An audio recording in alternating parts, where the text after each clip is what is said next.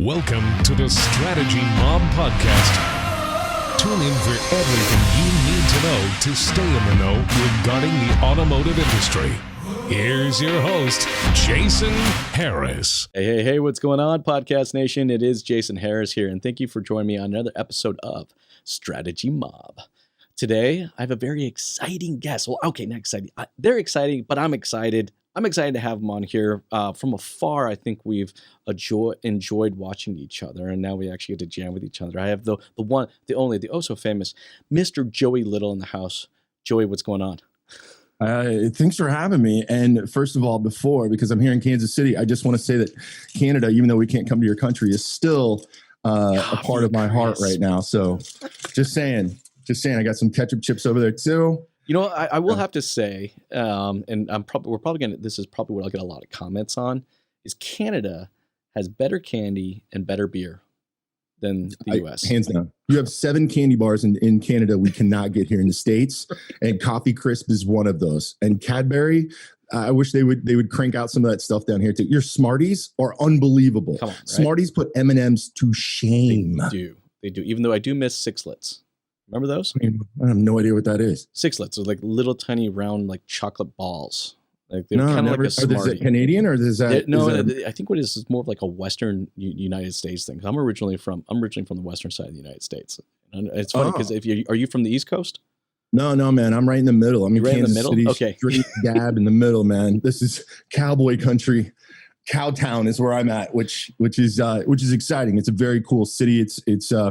It's really neat too because when we started our first company as a startup, we started here in Kansas City called Vin Solutions. Yeah, and that then blossomed to have this is kind of the Silicon Valley of the Prairie or Silicon Prairie for automotive retail software. I love that description. It's the Silicon Prairie. So it's very innovative here. It's a cool thing. Well, Joey, we're gonna have a lot of fun today. Before we get our main topic started today, I thought we'd kick off the podcast with a little origin story because I'm always super fascinated how everybody kind of fumbles their way into the business, born into the business, or in my case, was conned into the business.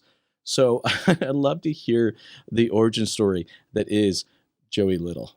Straight up fumbled in, man. Straight up fumbled in.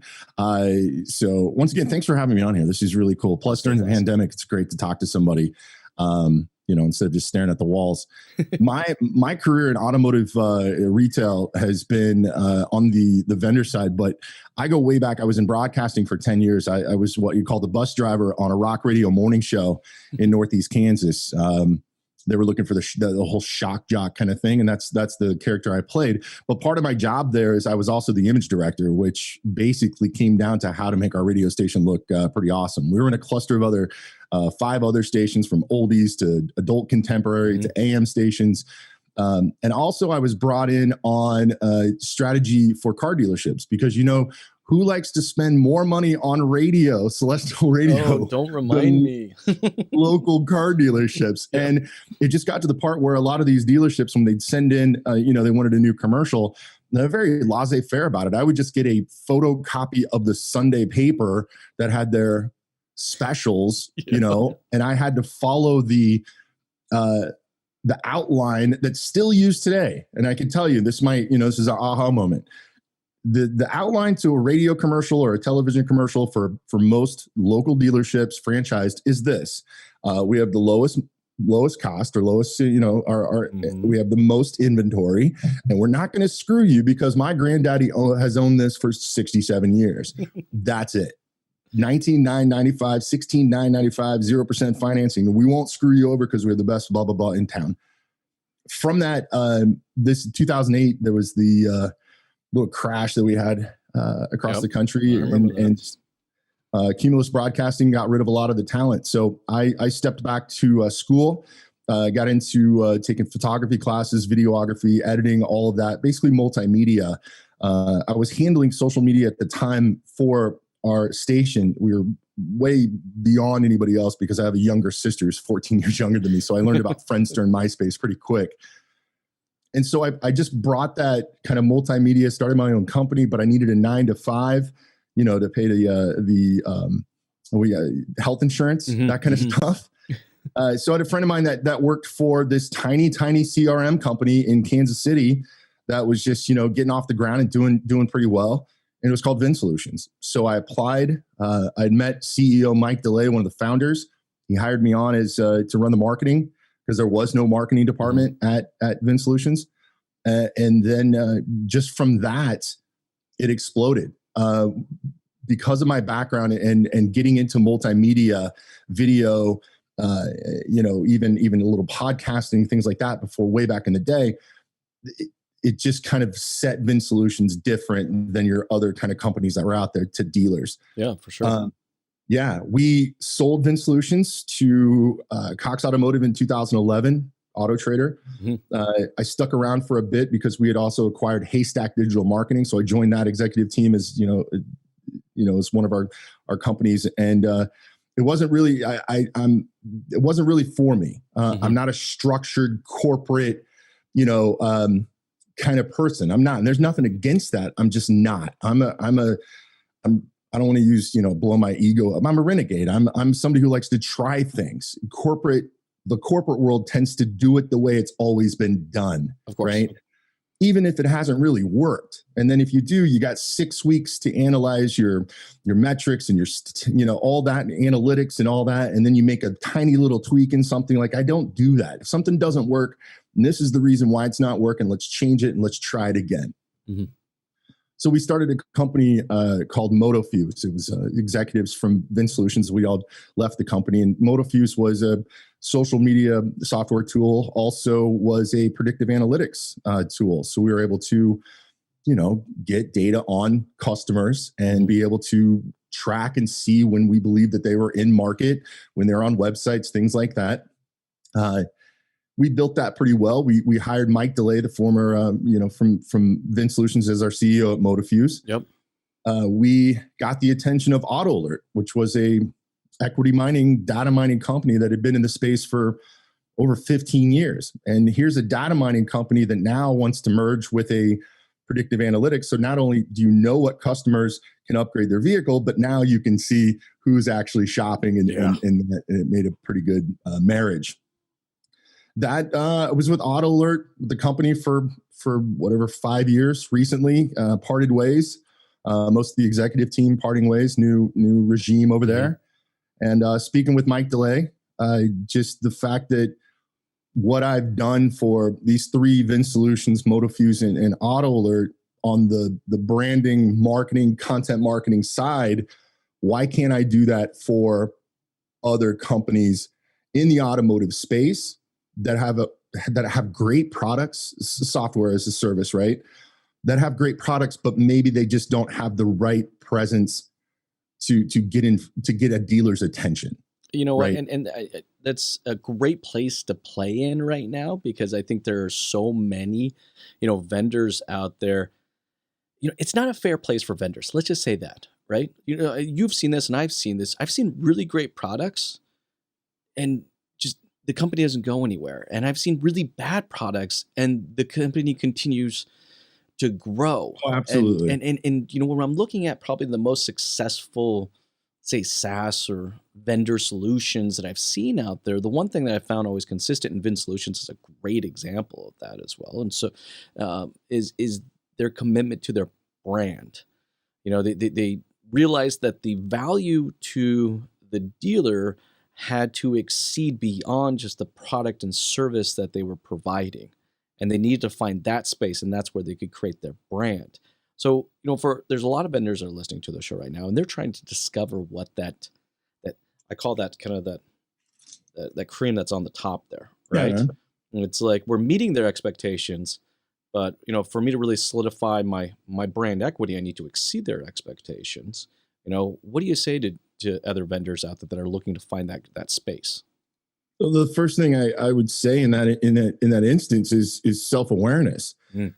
Self-awareness is something that, it's one of the best gifts that you can give yourself personally.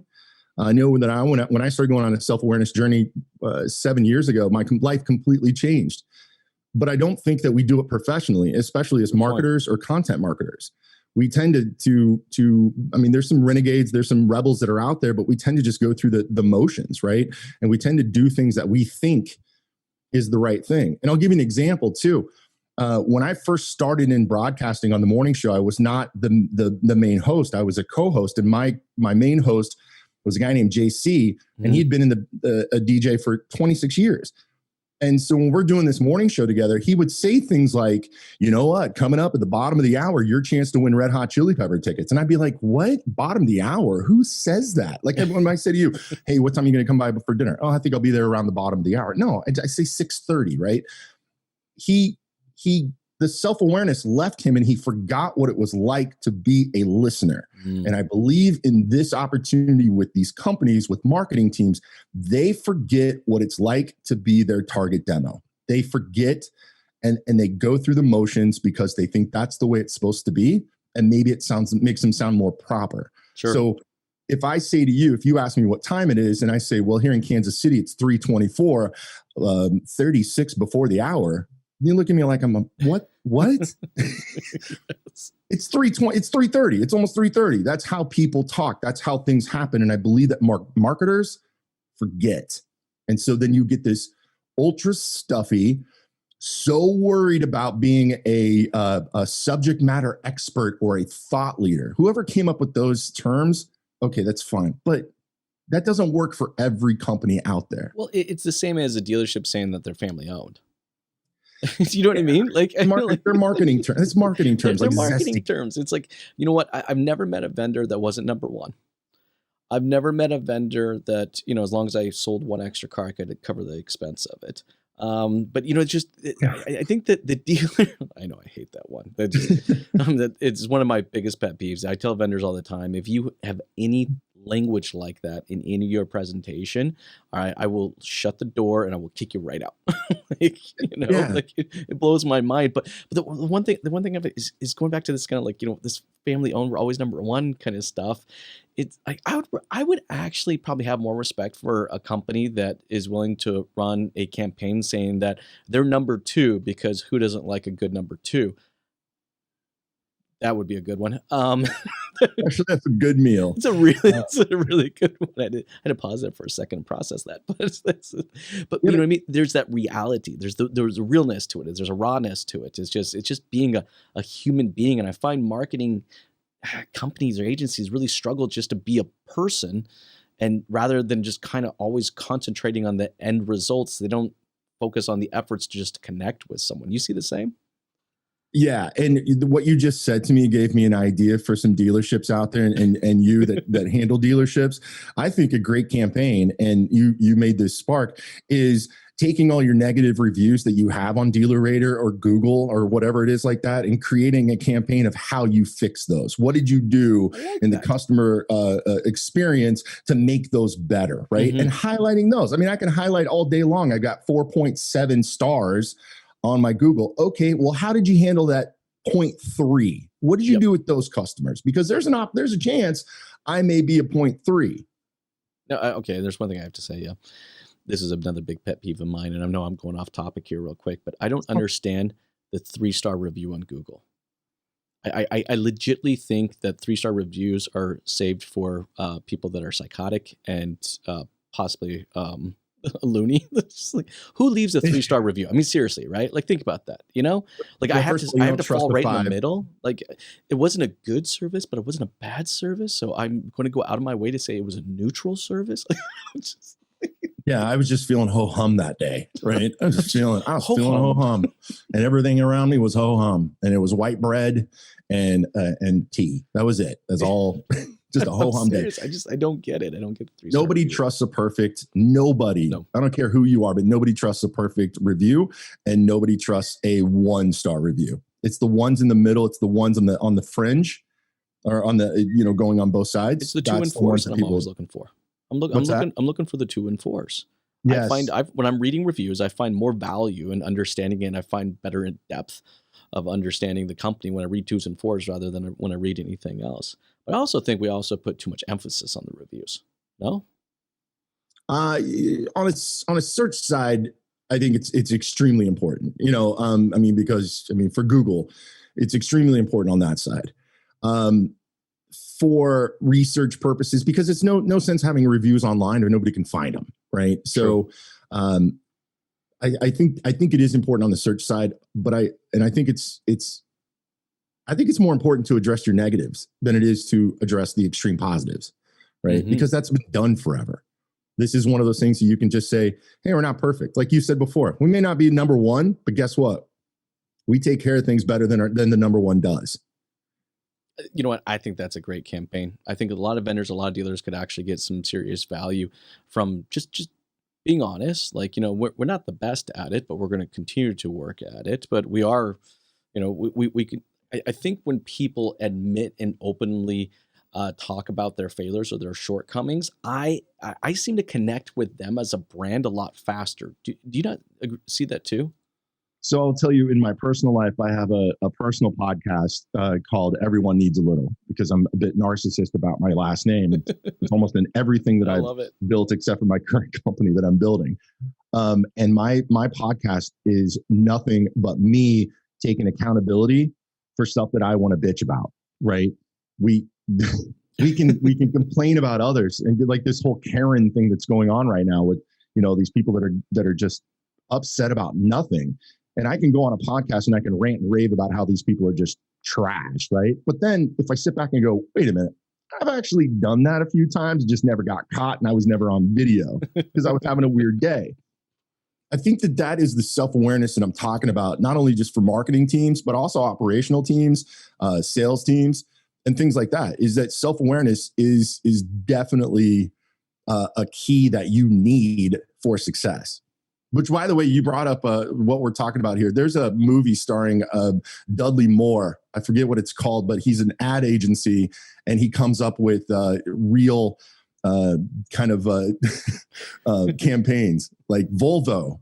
Buy it because it's boxy. That kind of boxy. Like. So see, if you like get a chance to, the Volkswagen, like the old school Volkswagen ads were exactly like that, right? It was a bug. It was little.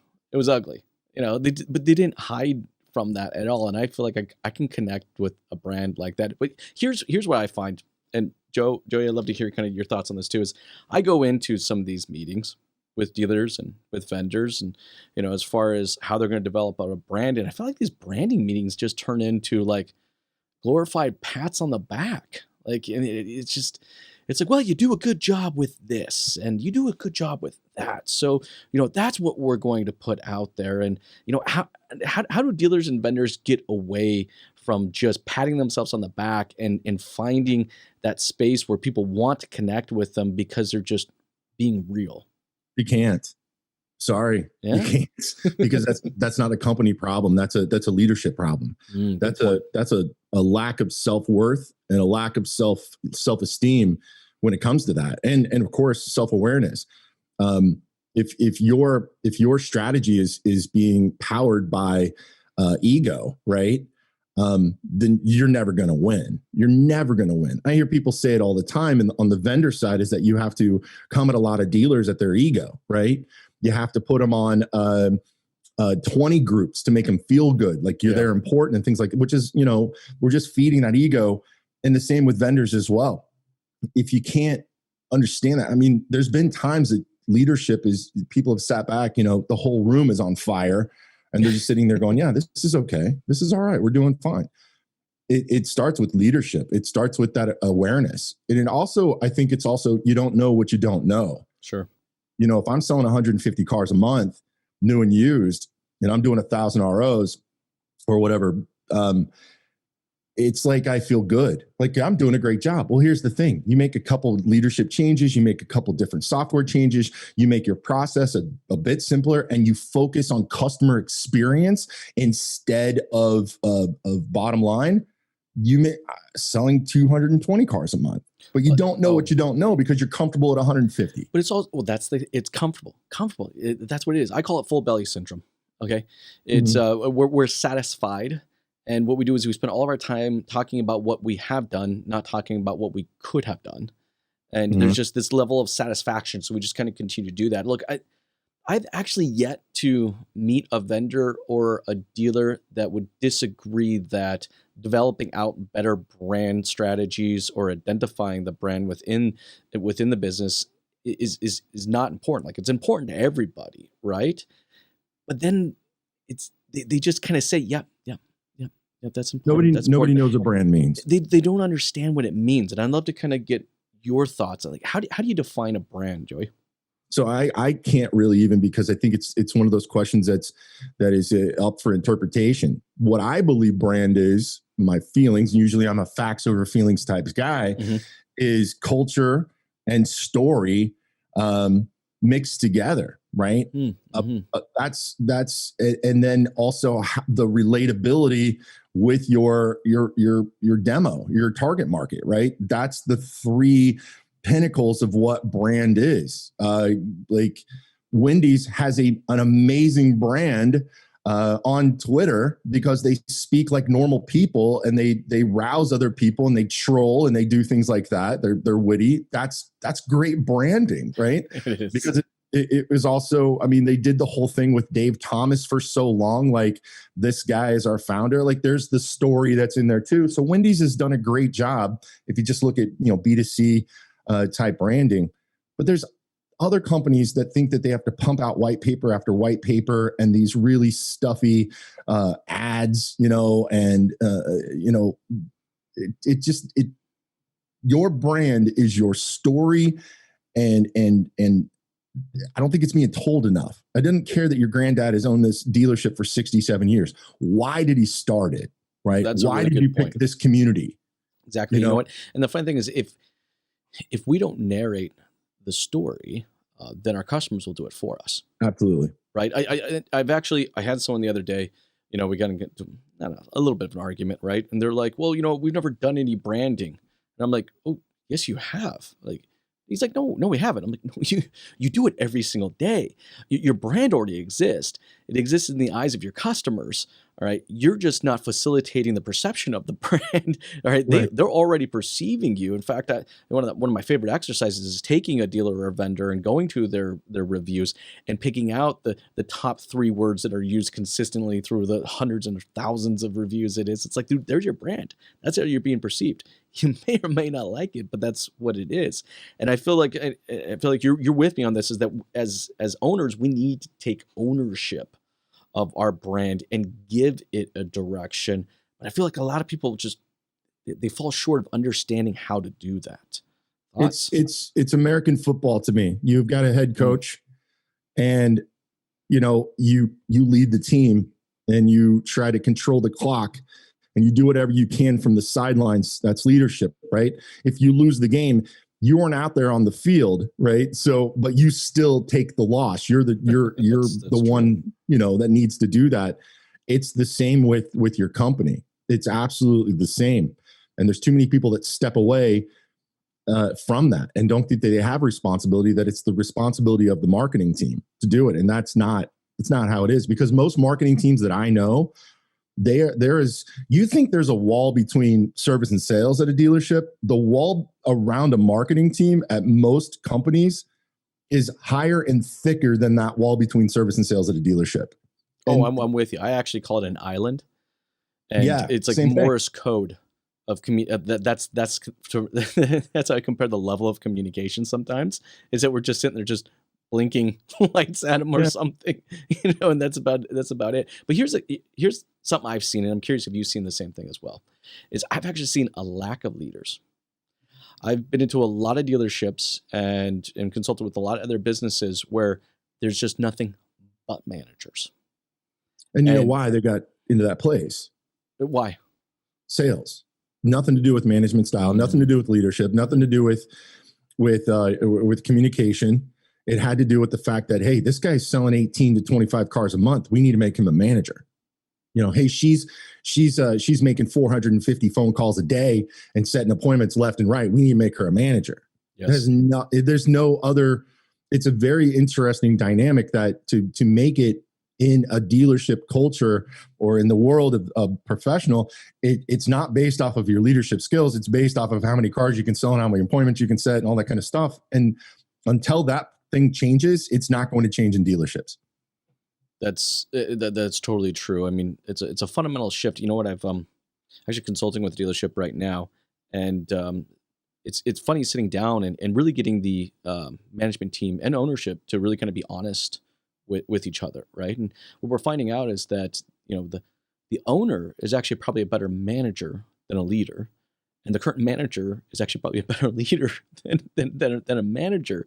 And I think people struggle to identify the differences there. So I'd love to kind of hear your thoughts. How do you kind of define the difference between leadership and management? Well, first of all, I'm going to admit something that anybody that is a talking head on podcasts or videos or anything like that, I'm going to admit this. It's taboo. Sure. You said I could say this earlier. I'm a shitty leader. I'm absolutely not a good leader. What I am is I'm an executor, and I am a creator. And I can put together their strategies and the process to implement those strategies. That's what I do. Yep. You give me a team, right? Because I don't have those qualities and I haven't educated myself on that. So when it comes to what I need as a leader, for me, if I have one, I mean, I'm a business owner now. I need somebody who's going to hold me accountable for what my duties are or what my skills are, and also encourage me. I think it comes down to this too. As a leader, I think one of the first things that you need to be completely aware of is Myers-Briggs. And I'm not saying Myers-Briggs is that's just an example. If you don't know what Myers-Briggs is, it creates that awareness, that self-awareness. It says that human beings have one of 16 different personalities. And to be a good leader, you have to be very cognizant of the fact that if you have 16 employees working for you, there may be 16 different personalities. And also the fact, if you throw in love languages or educational languages, each one of those has to be communicated in a different way. And each one of those employees needs to hear praise in a different way. Sales, the way that you praise a salesperson, bonuses and high commission, correct? Yep. Right? So it's more simple. But I believe that's the first step of becoming a leader, is that not everybody is like you, and everybody is different on how they want to be communicated with and driven. No, I'm with you 100%. I mean, like that leader has to be responsible for developing out the culture goals, the communication goals. I mean, look, like, I'll give you an example. During this pandemic, okay, I'm wondering if you saw the same thing. Like, I have to admit, you really saw who the true leaders were, in the industry. Like, there was some people that called themselves leaders, and when they had to go lay off, hundreds of people from their group or so on and so forth, and they just didn't say anything. They just said, like, here's your paper, you're furloughed or you're lay off. And, I mean, I was having salespeople and managers and general managers call me and go, dude, I haven't heard anything, like literally no communication from my owner in 3 months. And I'm like, wow. Like, I feel like this was a big opportunity. Like, I hate to identify silver linings because it's just a horrible time to do that. But I think for a lot of companies out there, for a lot of vendors, for a lot of dealerships out there, there was some silver lining, because you really saw who the true leaders in the business were, because they stepped up and they communicated at a high level. Did you see the same thing? I did. I was looking, more towards the vendor side, because we can all go to an NADA in Las Vegas, but vendors tend to, we kind of like, we congregate. We have so many dealer friends. And there's a lot, that are spread out across the country. And so I'm just kind of watching this getting picked off, and people, sharing their stories about how it worked. Even, the company that I came from, there's just some stories that make you go, what? Yeah. That's what happened. And I do believe that there are some that rose to the top. I also believe there was a lot that went underground, just like what you said. 100%. You didn't see them. They just disappeared. All of a sudden they're doing 2 videos a week, talking about leadership and all this, and then they're just gone. And they're not fired. They haven't stepped away from their job. Yep. They just didn't know how to handle it. Just like we said. I actually don't necessarily mind it, because being a vendor myself, I actually created additional opportunities for me. Because we didn't slow down our servicing. In fact, we did the opposite. We actually just increased our service efforts, through the entire pandemic, and still even today we're just still continuing to. But it's like I'm getting people going, Jay, I'm paying you like this much, and I have my CRM company and I have my DMS company, and like I've talked to you more in the last 2 weeks than I probably talked to them in the last 6 months. And it's like you're connecting, you're caring, and I think that has to be a strategy for everyone out there. Is that moving forward? It's like you almost have to. I'm going to ask you about this one. Brand your way to profitability. Yeah, I believe so. Yeah, I believe so. I think that the more emotional connection that you can create with your demo, the more chance that you're going to have retention, higher retention, and on the software side, less churn. Because who wants to fire their friend, right? Exactly. You have to have a good product. But as we know, a lot of times, at least on the software side, even in the dealership, I mean, here's a culture, and I'm never here to tell a dealer how to sell a car. That's not my job. That's not what I'm good at. Yep. What I'm good at is making you look good, right? I'm good at helping you tell your story. And how many times have we heard buyers are liars? So it's in every business. I forgot where I was going with that. I did buyers are liars. I was wanting to get that out of my mouth, and I forgot what my point was. Because it just rolls off the tongue, isn't it? It's just So it comes down to the fact that the customer's always wrong. It doesn't matter what industry you're in. The customer's always wrong, and have enough of self-awareness instead of sitting there and fake smiling and going, yeah, the customer's always right.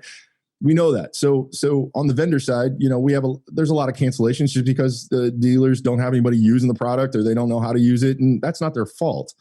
That's the vendor's fault. Oh no, 100% for sure. Look, I think during the pandemic, like I said, we've seen a lot of cream rise to the top. So I'm actually curious for yourself.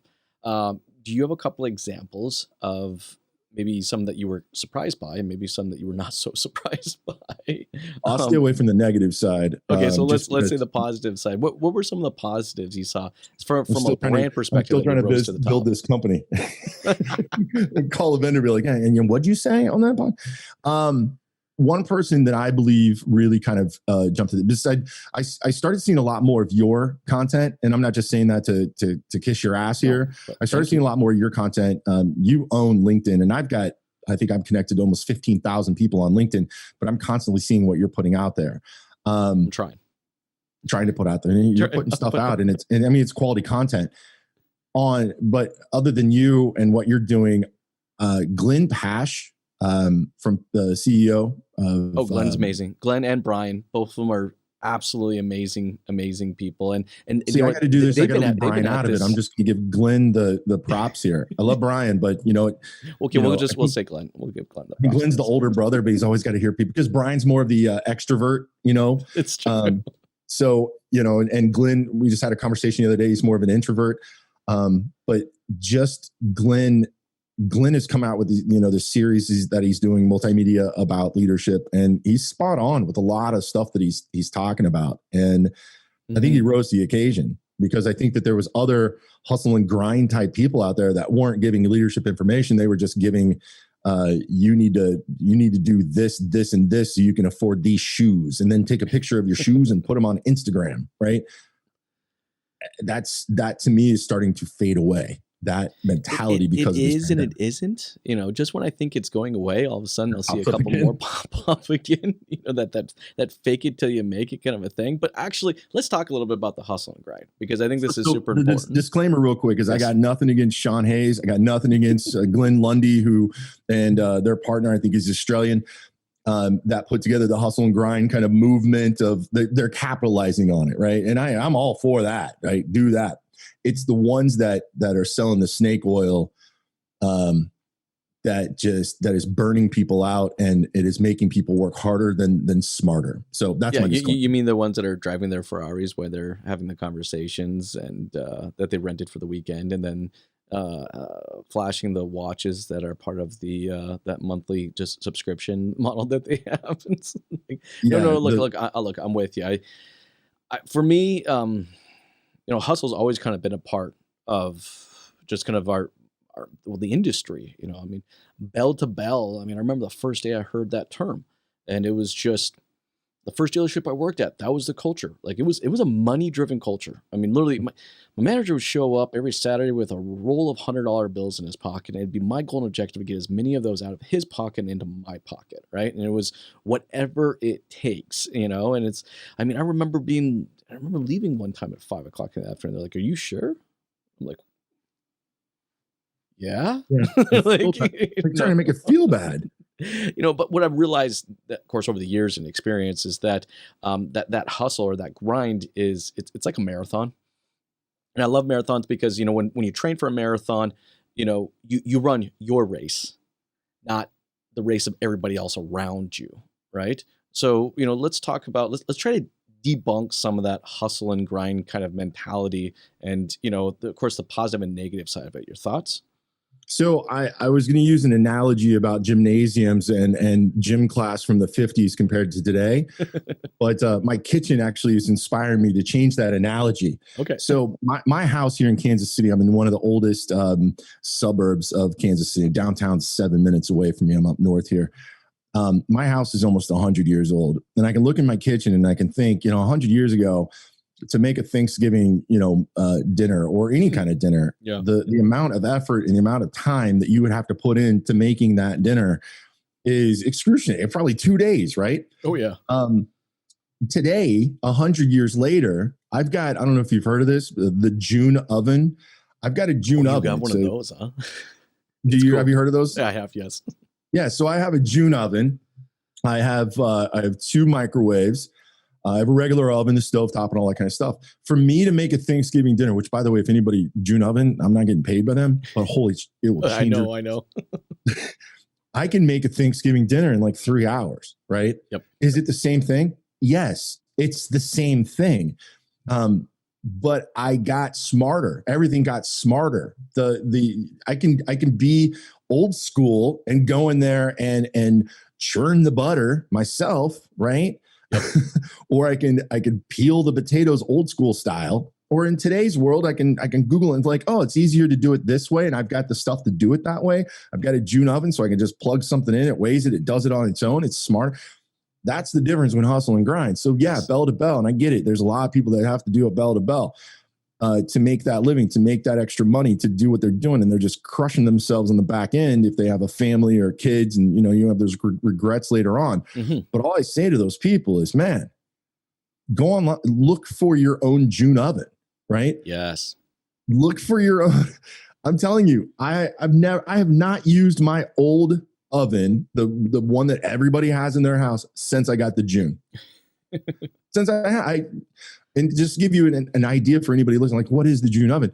June oven is so smart that I can put a tray of cut up broccoli and slide it in the oven and shut the door, and the camera in top of the oven recognizes that it's broccoli and then asks me on the touch screen, is this broccoli? Yes. Do you want it charred or do you just want it cooked? Well, I want it charred. How charred do you want it? Make that stuff extra crispy. And then crispy. It cooks on its own. And guess what? 60 seconds before it's done, it sends me an alert on my mobile phone and says, hey, 60 seconds, your food's going to be done. And tell me how that is not easier than the old school way of doing it. And sales and grinding is the exact same way. Well, you know what? I look at it as utilizing tech like that allows me just to do more, right? I mean, think about this. If the content I put out right now, okay, we post every hour on the hour during every hour of a working day, okay? Yeah. And we post right around 42 times a day over 4 different networks, so averages about 8 to 10 times per network, right?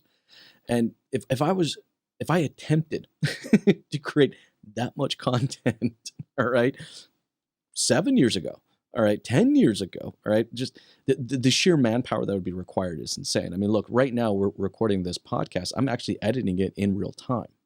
The full version of this podcast will be completed by the time we're actually done having this conversation. So it allows me, I guess my hustle is my race, my marathon, all right, is just bigger now because I have, this technology at my hands, right. But I agree though.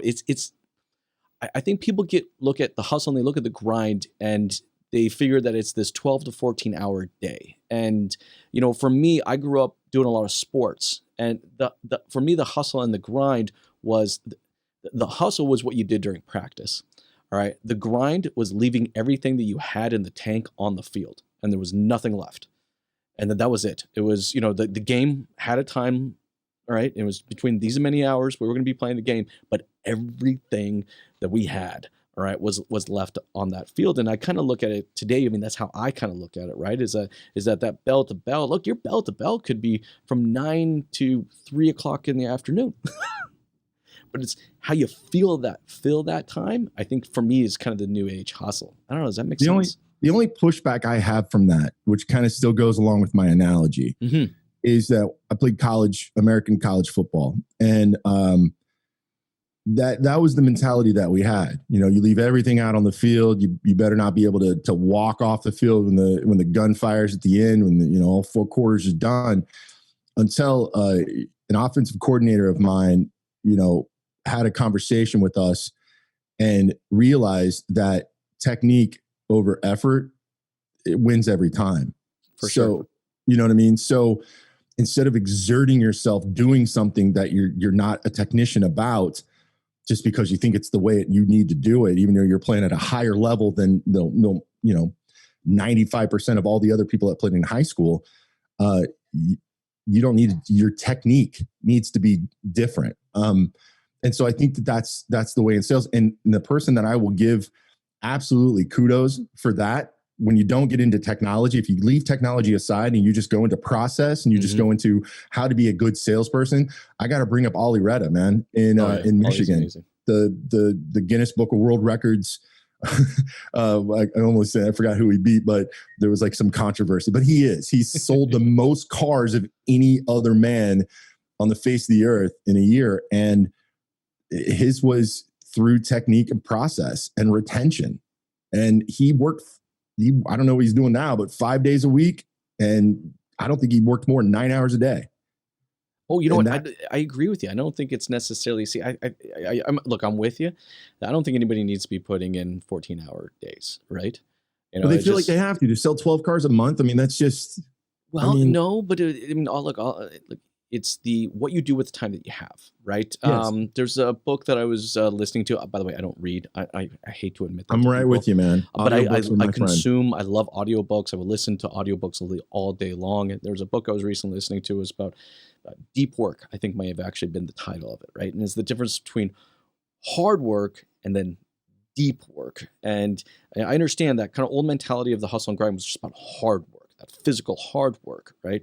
But deep work is entirely different. It's like, look, it's very easy in our industry, all right, to be busy.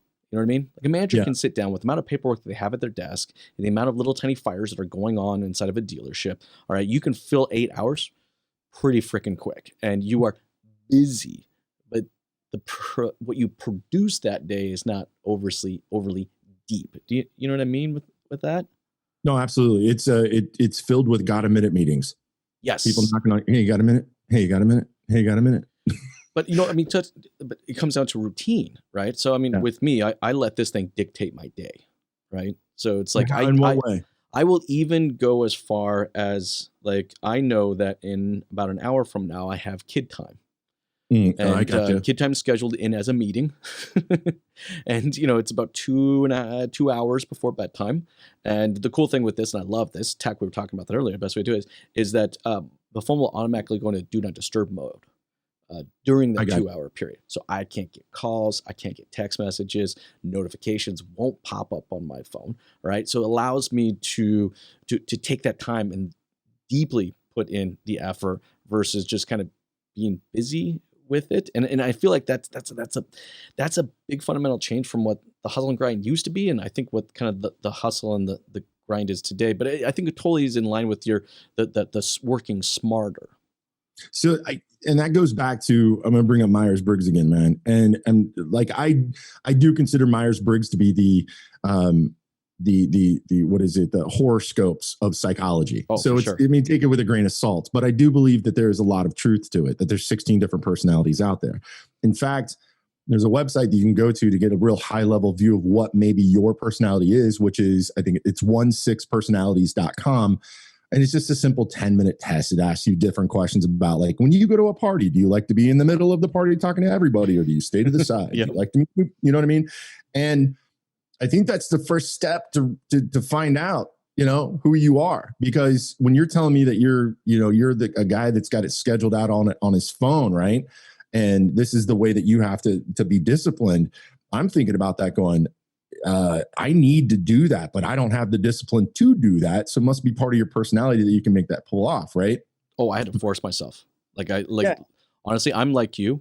I like to execute. Right? Like my VP of sales, George, he's my opposite, so it works out perfect, right? Yeah. For me, I'm always building the rocket to visit the moon. And so like I just want to do and then figure out later, right? But I like my EQ is low. I know it is. All right. I can easily get sucked into those, hey, do you have a minute meetings?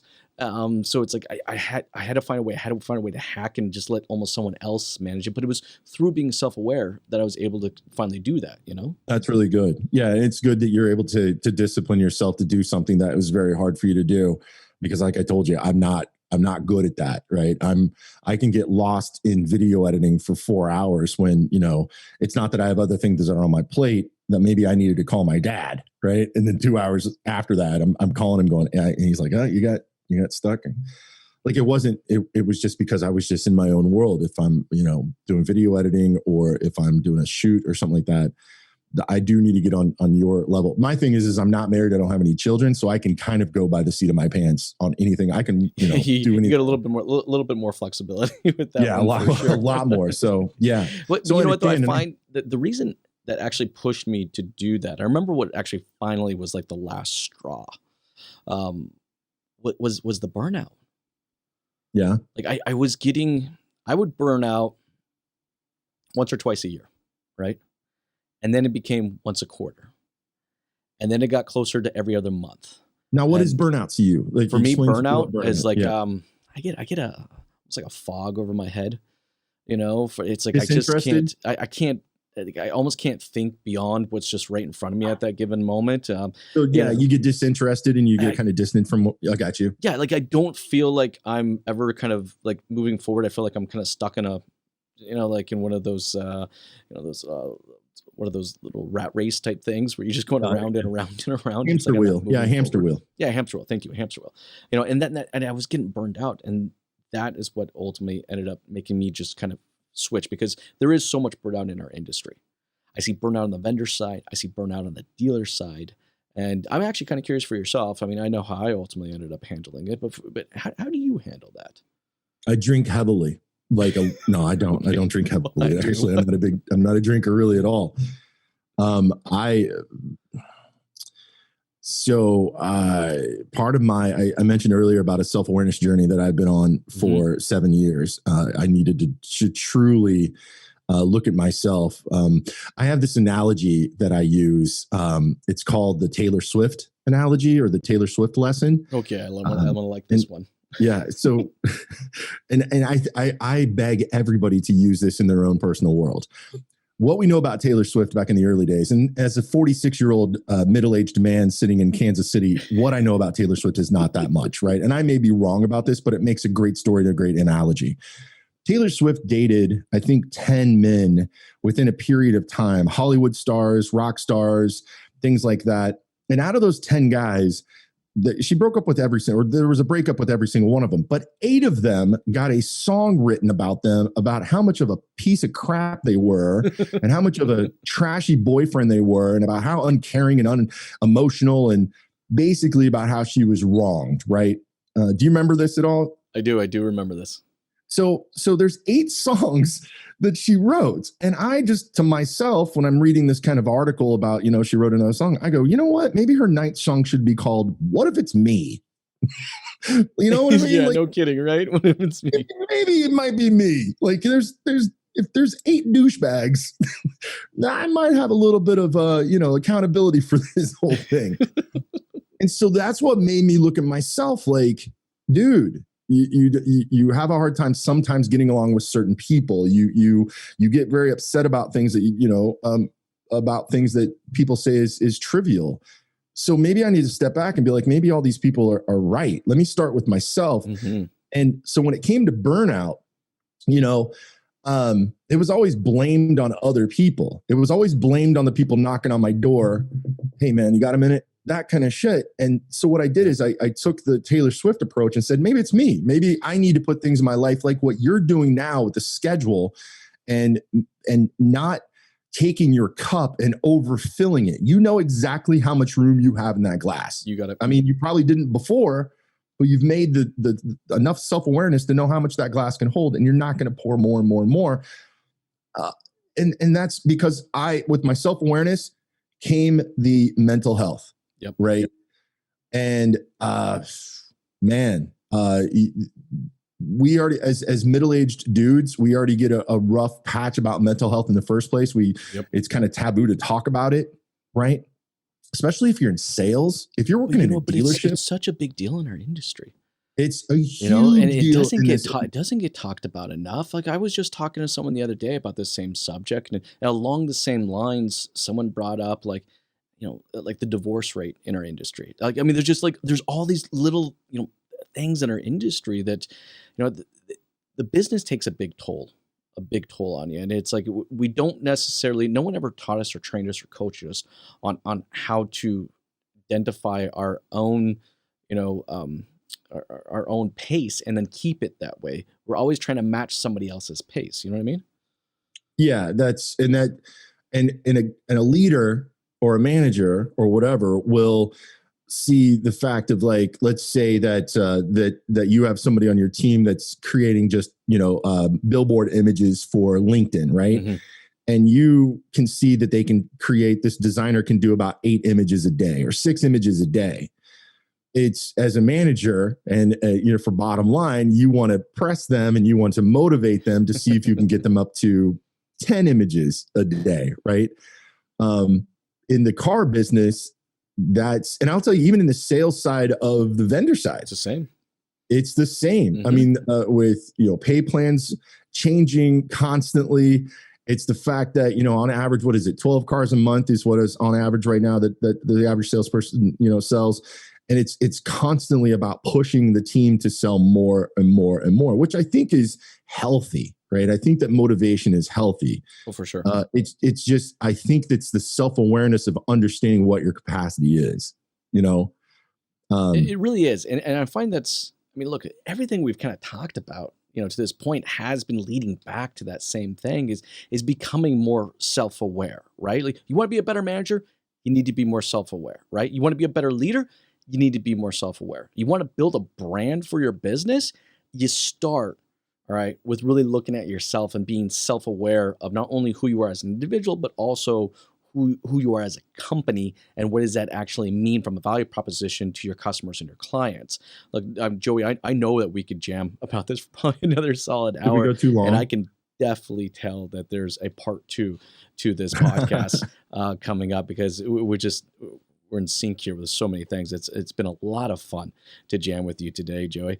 But before I let you go, though, for everybody that's been watching and listening to us and shaking their heads up and down and just kind of really digging it, but they'd love to connect with you and kind of follow along with your journey, like what's the best way to do so?